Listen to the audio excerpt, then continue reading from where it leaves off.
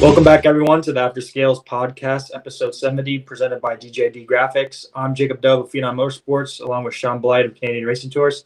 And we have a big podcast today featuring the new driver of the Shark Racing number 1A, Ashton Torgerson. He's going to be joining us. But before we have him come on, we wanted to talk to Shaun here because he was in Pennsylvania at Port Royal this past weekend, watching the sprint cars, watching the late models. But the hot topic has been sprint cars, Shaun. So what did you see this past weekend?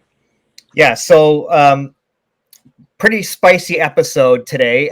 Jacob, you've been kind of following this Danny Dietrich Shark Racing drama pretty closely. Maybe I'll get you to explain first what's been happening over the last 24 hours or so.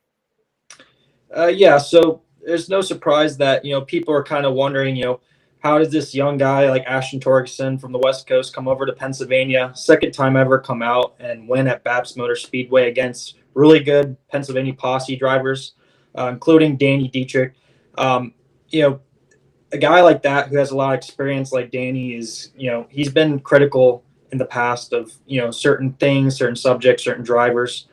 So basically the big topic, he went on social media yesterday, and I have an example here of David Gravel to talk about the top wing here and this sheeting. So the sheeting is really thin, and when the cars are going around at really fast speeds, basically the air gets really compact on these braces underneath, and it kind of shows these lines underneath. So basically Danny went to social media to kind of call out Shark Racing and showed pictures of Ashton Torgerson's wing and then Jacob Allen's wing from last year at Golden Isles.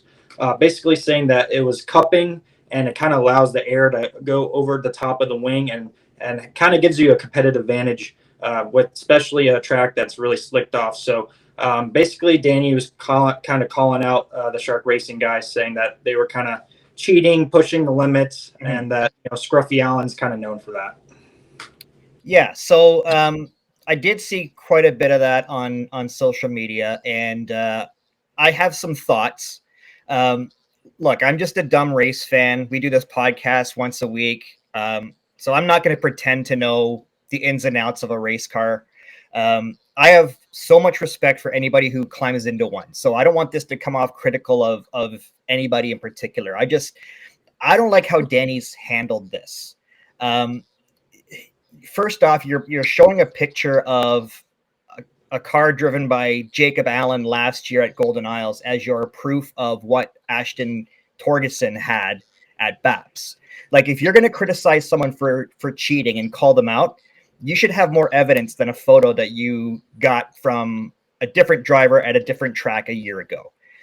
This kid has come over. He's already been blasted and ridiculed on social media from the second this announcement was made. He goes out and wins in his second start. That's an amazing story that should be celebrated. Like, it's a really, really cool story. And I just throwing mud at somebody without having any evidence, to me,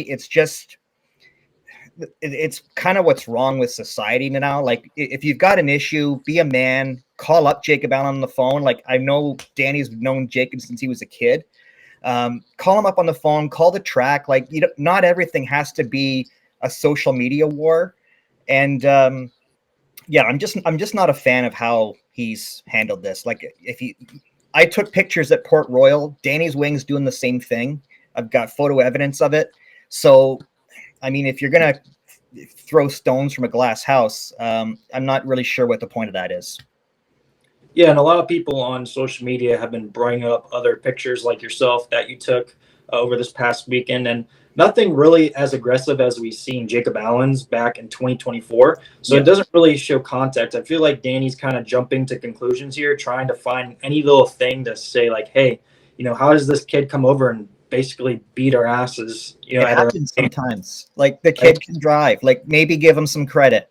I'm not a fan of this. You got spanked by a kid in his second start. Take the loss. Like, congratulate him. If you have an issue, if you think that they're doing something wrong, maybe he's right. Like, I'm not even saying like Danny's wrong. I just don't like this accusing somebody on social media without any proof. Like, who does that benefit? It certainly doesn't benefit the young kid who's come over and just won his first race. he's already got people that don't like him because of he's not a Pennsylvania guy driving a Pennsylvania car, and just giving people reason to not like him. And I'm not a fan of this. I just let's be grown-ups. This isn't high school. Pick up the phone and make a phone call and call Bobby Allen or Jacob Allen, and maybe they can explain something. Yeah, and I guarantee, if Danny or one of his crew guys or anybody else in the pits, walked through there and seen something on one of the cars, I guarantee, they'd be running to the officials and pointing it to one of the, the tech guys to, hey, maybe you want to check that out on one of their competitors.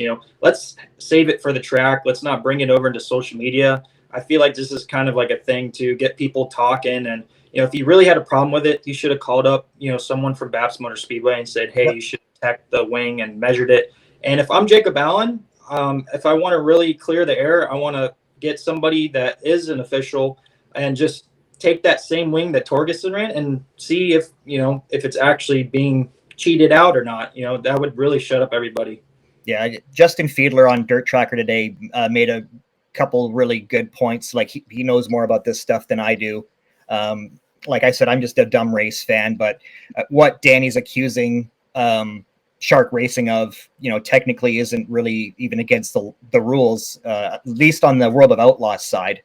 And, we're going to have Ashton on. We're going to get his thoughts. He doesn't need me to fight his battles for him. I just, I'm not saying what I'm saying because we're having him on. I'd love to have Danny on at some point too. This is just my thoughts on how the situation was handled. I don't know about whether he was cheating or not, or whether they're cheating or not. Like I said, Danny could be right. I think with everything in society these days, everybody rushes to social media to bash each other, and there's better ways of handling this stuff. That's just my 2 cents. Yeah, for sure. And, I have to agree with one thing that Danny said is there needs to be more tech inspection throughout all of dirt track racing. Some tracks are really good about it, and some tracks, they check a couple of things and, they're basically legal. So it should be kind of the same across the board. And that's easy to say, but not every track has the same budget as a Port Royal or an Eldora or, High Limit or World of Outlaws. You go to BAPS on a Saturday or Sunday. It's a lot of volunteers. Like I get it in a perfect world. Yes.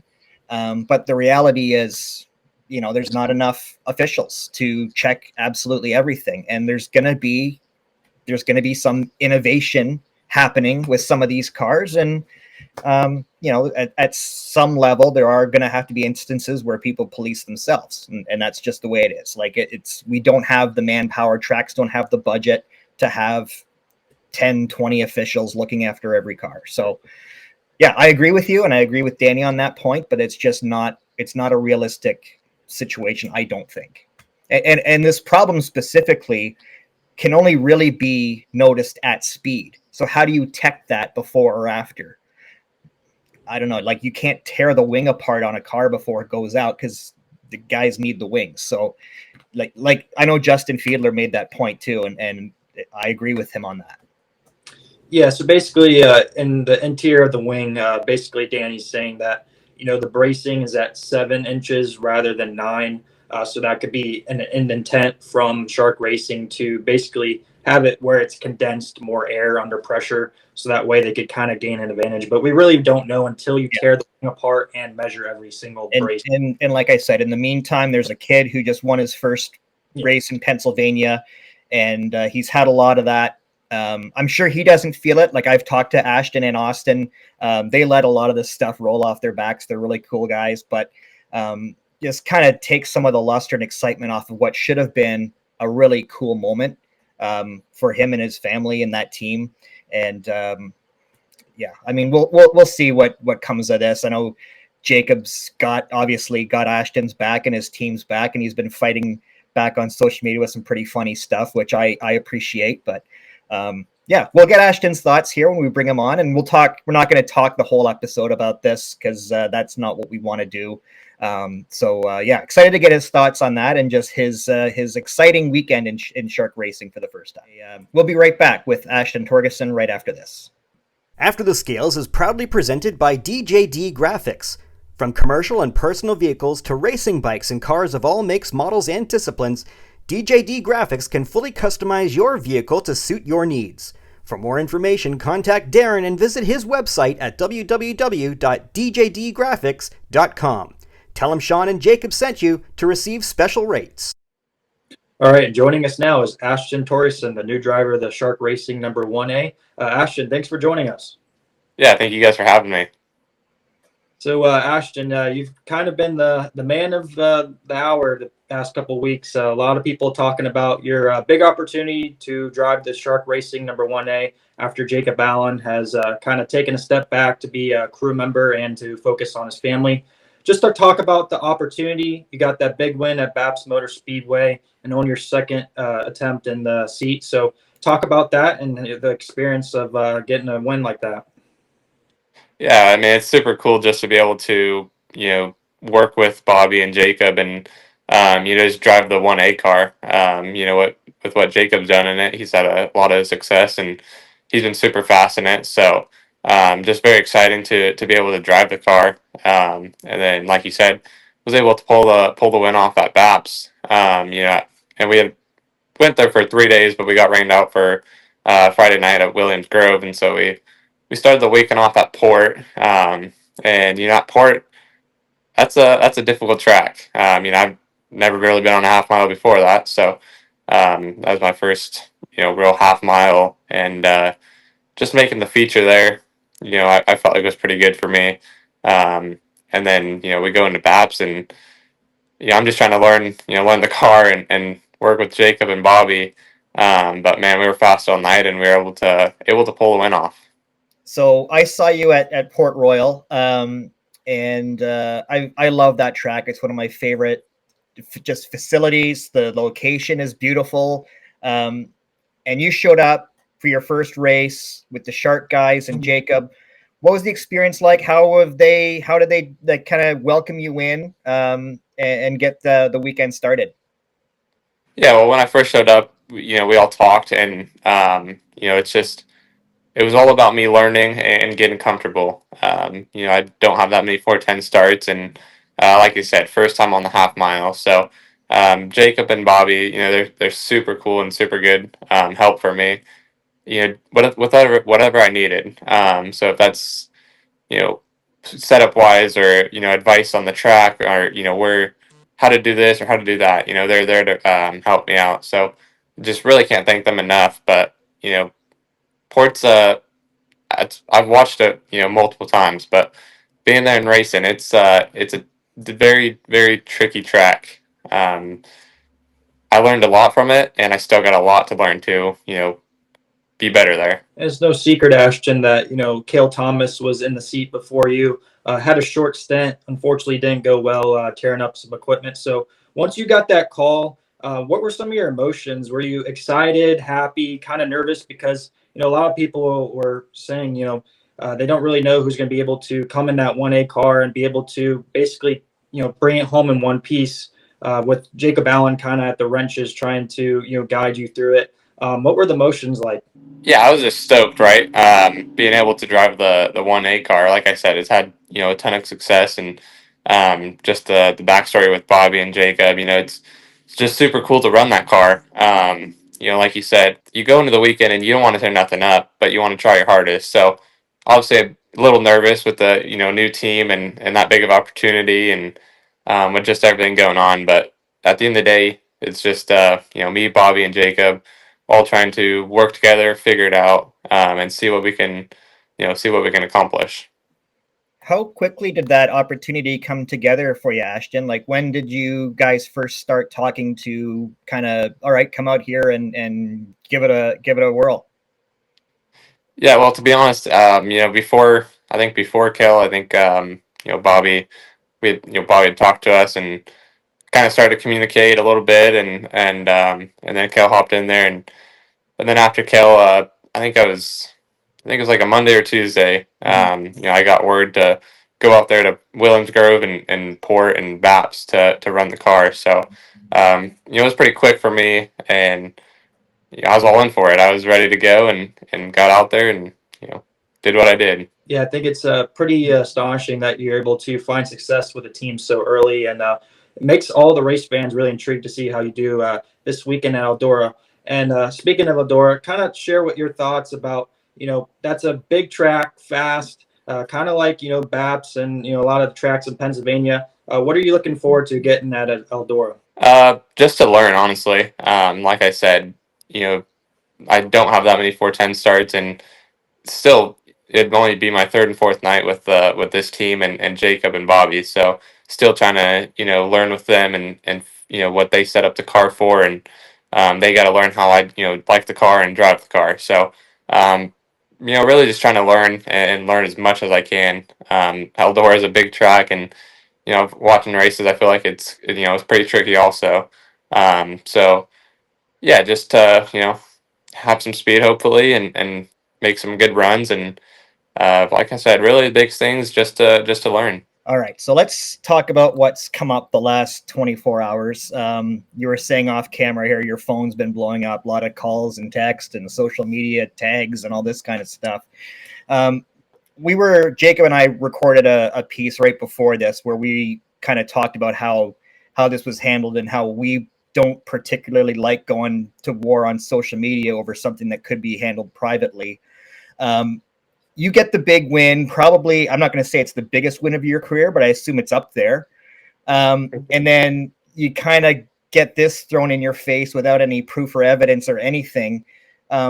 What's your overall reaction to what's been going on? I don't worry about any of that really too much. I kind of think of it, I got a job to do, and that's to, try my hardest and perform in the race car. And so, like you said, a lot of people has been congratulating me on the win, and, tagging me and making posts and, just all the good stuff. And so, I really appreciate all the fans for, watching the races and saying, congrats to me. But really, I don't pay attention to it all that much. Like I said, it's me and Jacob, and Bobby. That's our team. So, to really answer the question, I really don't look at any of that too much. Yeah, watching you the past couple of years, Ashton, it seems like you're the type of driver that, you show up to the track, you work with the team, you hop in the car and you do your job, and then you go home and, you're thinking about the next race. It doesn't seem like you get too turned up about all this chatter, but you're still, a young racing driver, and it's hard to not go on social media and, see people talking about you and certain things. So, being a young person, how do you kind of handle that? Seems like you're kind of more mature as far as, not really worrying about the keyboard warriors and just going and doing your job. Like you said, I show up to the track, and my job's to, drive the car and perform. And so that's all I'm worried about. And, I race that weekend, and, I go home and kind of just get back to studying. I go back and watch the races and, try and see what I could have done better, or, maybe what I needed for that race.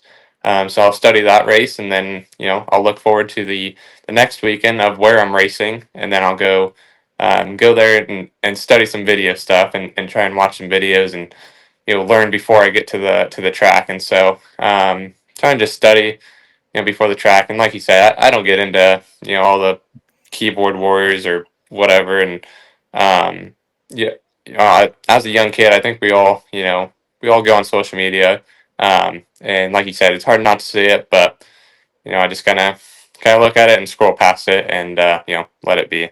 I was talking to your brother a little bit after you won, and we're talking about the Hulk Hogan kind of hand of the ear after you win the race and how cool that was.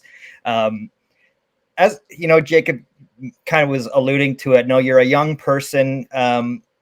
Social media is so in your face all the time, and really it's a part of the business as a driver. It's how you attract sponsors.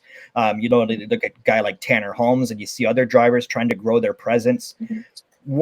This might not be a fair question because everybody's kind of wired differently, but what advice would you have for a young driver to kind of try to block all that out? Because it's one thing to actually say that you're going to block it out and not let it get to you, but it's quite another to actually not let it affect you. Yeah, exactly. I mean, I think, me personally, I feel like no matter what you do, you're not going to make every person happy, right? So for me, it's just you got to just worry about what you want and what you're doing.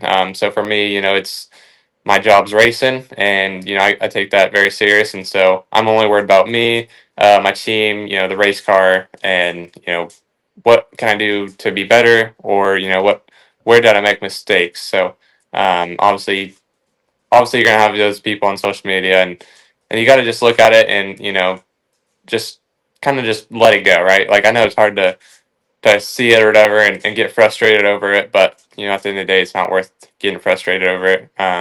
It's just something you got to just move on from, and you got to keep doing your job. Yeah, just like the old saying goes, if people are hating or saying negative things, you're probably doing something right, and Yeah. you're doing something good so far. So Mhm.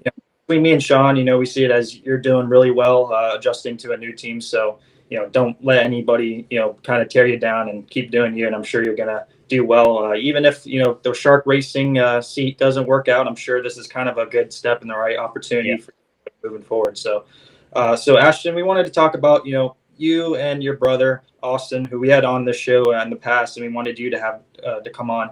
Just talk about your upbringing. You kind of come from a unique family with the monster trucks, but I'm more familiar with your micro and midget racing. You raced for Keith Coons, who's basically the godfather of midgets, I like to call him. Talk about some of those influences and how it's lead to your racing career today. Yeah, well, like you said with the monster truck stuff, that's really what started my whole racing career or motorsport career or anything. My grandpa was the first guy to put a monster truck in front of a crowd and have a show. So obviously my father has taken over that, and it's been a part of my life since I was born. So I'm always doing monster truck stuff, or you know into the monster truck stuff pretty big. But I started racing go karts at a young age, 4 or 5, and ran those for I think about 8 years. But throughout my go kart years, I was able to get quite a bit of championships. I think, man, close to 10. Maybe 5, 6, 7 championships, and I also went to Italy for Worlds for Team USA. So I've had a lot of success in the go kart stuff, and then I went to the micro stuff, and obviously that's way different. I was doing road course before, and then went to the micros, so had a little bit to learn there, but I was super fast in that. Pretty quick. I think one of my seasons I had 45 wins in one season, and 3 track championships, or maybe 2 track championships. But after the micro stuff, like you said, with the Keith Coons midgets, that's a whole different world too. But I feel like I had pretty good success in that. Second night out with Keith, we were able to win at Port City with you know we didn't know what to expect with the midget stuff, right? So it was pretty incredible to do that, and then able to run the extreme midget series, points for last year, and we were battling for third there at the end for the last couple races, and I think we ended up fourth, and we had four wins total in the year. So, uh, you know, coming through the careers, I feel like I've learned pretty quick, and been able to perform in really anything. So getting this win with the 1A and Shark Racing, just my second night out, it's really good. I feel like we have a lot. I feel like we could have a lot more success down the road. So I want to ask you about Chili Bowl and where you're going from here with Shark. But before we do that, I want to circle back to monster trucks, because Jacob did a little investigating and he found a photo online here. I don't want to embarrass you, but just maybe tell us what's going on here. It's a little TV. I don't know if this is a TV debut for you or anything, but yeah, we found a 13-year-old monster truck driver, Ashton Torgerson. What's going on here? Yeah, no, it's funny. Looking back, I look so young. But You probably started growing your mustache around this time, right? yeah, I mean, I'm sure it was maybe shortly after, maybe then, right? But no, that's yeah, I was into monster truck stuff, like I said, my whole life, and so I ran some mini monster trucks too, probably at that age. But just being a 13-year-old driver for monster trucks, I don't think you see that very often. So it's pretty cool. Yeah, growing up on Monster Jam myself, who were some of your, kind of favorite monster trucks that you kind of grew up with? Mine was always Grey Digger, Maximum Destruction, El Toro Loco, some crazy looking, trucks. Talked about that experience. Yeah, like you said, those are the biggest name monster trucks out there. I would say those are my favorite too. Growing up, we would always go to those events and watch and whatnot. And so, being in the monster truck world, we were able to get close and get in contact with Dennis Anderson and Gravedigger, and Tom Mintz with Maximum Destruction. So, just super cool to meet those guys too, and talk with those guys. Yeah, so I wanted to ask you about Chili Bowl because I got to hang out with your brother and get to know him quite a bit because he was teammates with a buddy of mine that was racing for Mount Stout. What is that experience like for you? That was my first Chili Bowl, and I was blown away. Like, I knew I would have a good time, but I didn't expect to be as blown away as I was. And like, I've already booked the time off for January. Like, I'm going again. So how much do you look forward to that and the experience, driving for Keith Kunz and all those other drivers that are in that little pit area around Keith Kunz? Yeah, no, I look forward to it every year. That's one of the biggest races out there, and I would say one of the most fun races out there. It's intense because you got your prelim night, and you got to do you got to perform that night to have a chance for the big show. But I feel like there's a lot of luck in Chili Bowl too. With just everything of how you pull a draw or who's in your night, or something could happen, or failures, or whatever. So I always enjoy going to that race, and last year I think I was the first guy not to make the A. So that just makes me want to go back more and have a good run and make the A. My prelim night this year, we were pretty fast, pretty good. I made a few mistakes that cost me, and I think we were able to run fourth, fifth in the prelim.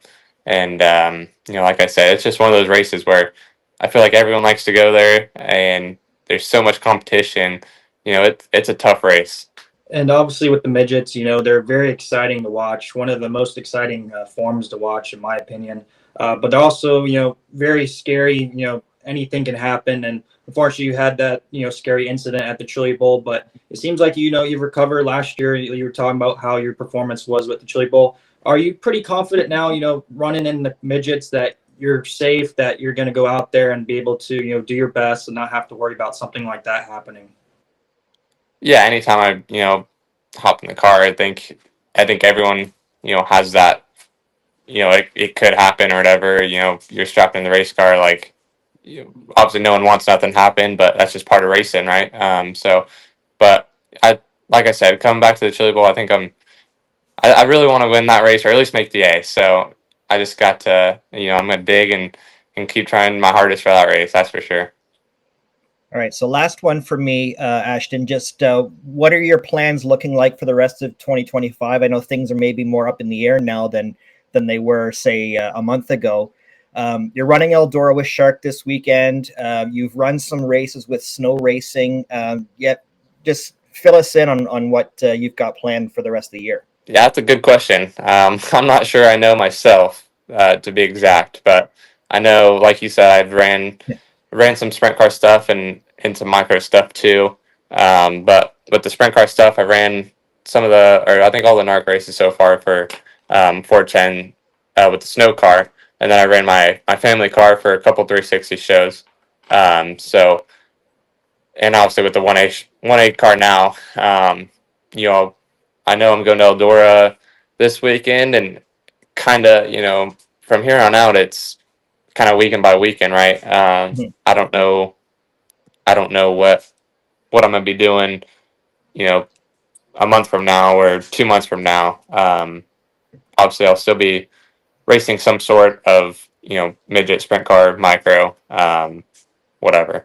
Yeah, with the open wheel stuff, Ashton, I wanted to ask, what was kind of a long-term goal? Do you see yourself, staying in that dirt oval scene, or maybe, going back and sticking to the monster trucks? Because we kind of asked your brother Austin the same question, and he seemed like he was leaning more towards the monster truck stuff. But is your kind of end goal to be like a full-time sprint car driver? Yeah, since I've been a kid, I've always wanted to race, obviously NASCAR, and so I've just been, trying my hardest, racing whatever I can. I'm trying to make it to NASCAR, and I came from asphalt, like I said, and so I think I could, really, really perform, with that stuff and have some good runs or whatever. But NASCAR is where I want to be, in goal. But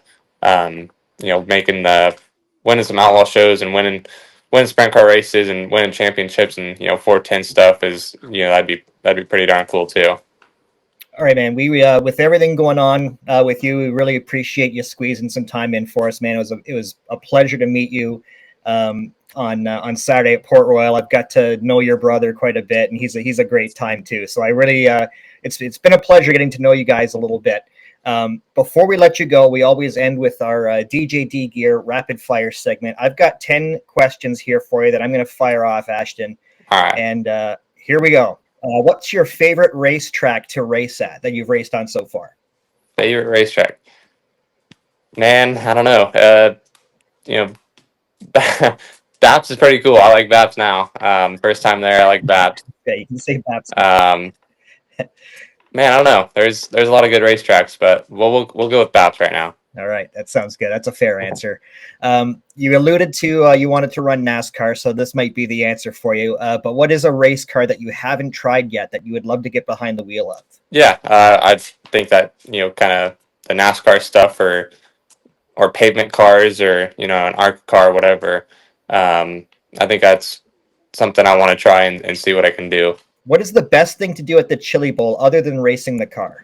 Man, I don't know. I like to stay out of the building. I don't like to get the flu there. So, man, I think it's get sleep because I run the shootout and then I run the Chili Bowl and really just resting. But no, it's pretty fun to go watch the races. So it's hard not to watch races. I'm going to go with watching the races. Yeah, I got to do a better job of getting out of the building once in a while next year. I learned my lesson for sure.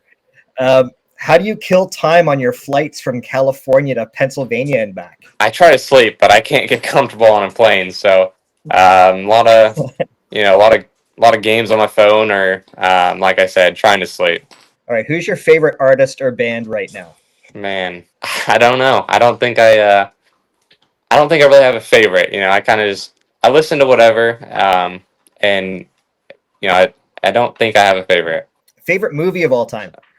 Favorite movie? I don't know. I gotta go Cars. It's pretty iconic. It's a pretty good movie.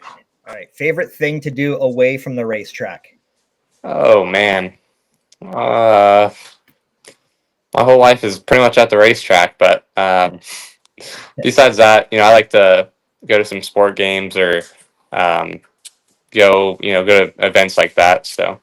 We're talking a lot about wings lately. What's your favorite wing flavor? Favorite wing flavor? Oh, I gotta go boneless teriyaki. Yeah. Okay. All right. Give us a hidden talent or a little known fact about yourself that people might not know. Yeah, probably the running the monster truck stuff and driving a monster truck. That's pretty. I don't think a lot of people know about that, but yeah, I'd say driving a monster truck. Okay, so last one, and this is an easy one. What's cooler, your mustache or your brother's hair? Oh, my mustache, 100%. It's 100% way better. I got a great picture of the wind blowing Austin's hair. I've seen that. Straight Yeah, up. He had some marks and look going on. It was pretty good. Ashton, again, thanks so much for coming on, man. I won't see you at Eldora this weekend, but hope to catch up with you down the road in the 1A. Thank you guys for having me. Stash is cash. Thanks, Ashton. Right on.